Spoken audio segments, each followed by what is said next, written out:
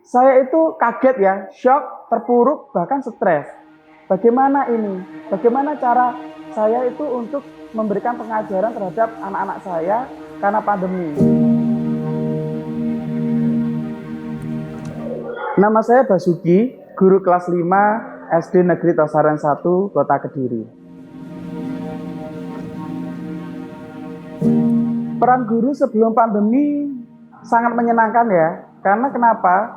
Saya setiap hari bisa bertemu dengan murid-murid saya secara langsung, bahkan kita bisa melaksanakan pembelajaran itu tatap muka secara langsung ya. Dengan tatap muka kita bisa berkreasi atau mengetahui segala hal secara langsung. Ketika ada anak yang kesulitan dalam belajar, kita bisa membantu secara langsung. Bahkan saya setiap hari bisa melihat aura, wajah, senyuman dari anak-anak saya setiap harinya. Tiba-tiba pandemi datang. Saya itu kaget ya, shock, terpuruk, bahkan stres. Bagaimana ini? Bagaimana cara saya itu untuk memberikan pengajaran terhadap anak-anak saya karena pandemi? Otomatis kan pertemuan dilarang. Nah, semua serba berubah. Semua serba drastis, saya itu stres, tidak bisa melangsungkan pembelajaran secara tatap muka.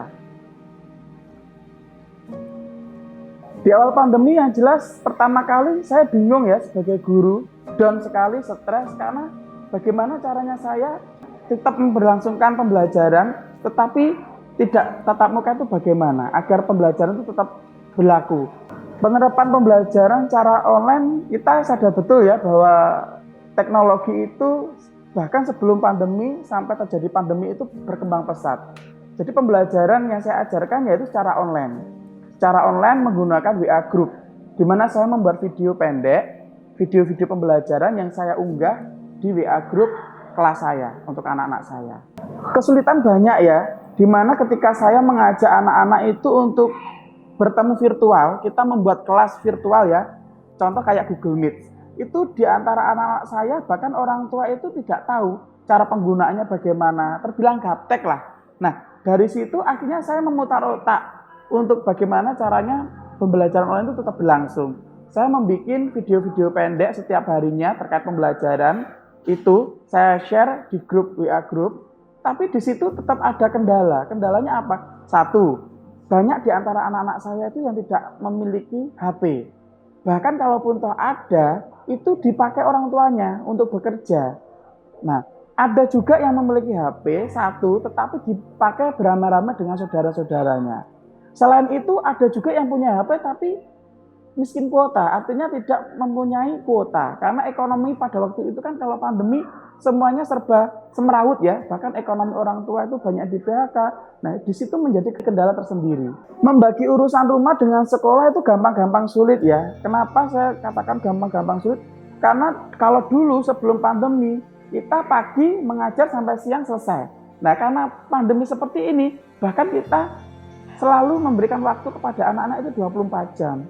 Saya mendapat informasi ini pertama-tama dari kepala sekolah saya ya, yaitu Bu Dewi Sitaton, di mana saya ketika itu sedang bingung, stres, apa yang harus saya lakukan sebagai guru di tengah pandemi. Di situ Bu Dewi Sitaton memberikan edukasi kepada saya terkait Sekolah Merdeka Belajar. Nah, dari situ saya mendapatkan ilmu dan juga pengalaman baru dari Sekolah Merdeka Belajar.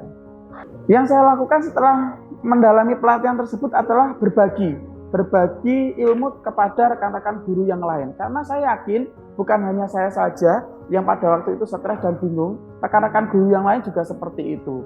Banyak hal ya manfaat yang saya terima dari modul-modul yang saya pelajari di Sekolah Merdeka Belajar, diantaranya kayak praktek hal baik, terus memanusiakan hubungan, dan juga melakukan kesepakatan kelas. Ternyata ketika kita di dalam kelas itu melakukan kesepakatan, di mana kesepakatan antara saya sebagai pendidik, anak-anak dan juga wali murid itu sangat berpengaruh besar ya, berimbas kepada pembelajaran semakin efektif. Jadi anak-anak itu semakin hidup, semakin merasa dihargai, merasa dia sebagai anak-anak itu memanusiakan hubungan semacam itu. Banyak sekali dari murid-murid itu yang ketagihan ya terhadap metode Sekolah Merdeka Belajar. Karena apa? Mereka itu belajar sesuai keinginan mereka. Apa yang ingin mereka kerjakan itu sesuai dengan keinginan mereka. Jadi mereka itu merasa kayak ada tantangan-tantangan tersendiri dengan apa yang mereka belum pahami diselesaikan dengan dianya sendiri, dan kita sebagai guru hanya memfasilitasi saja.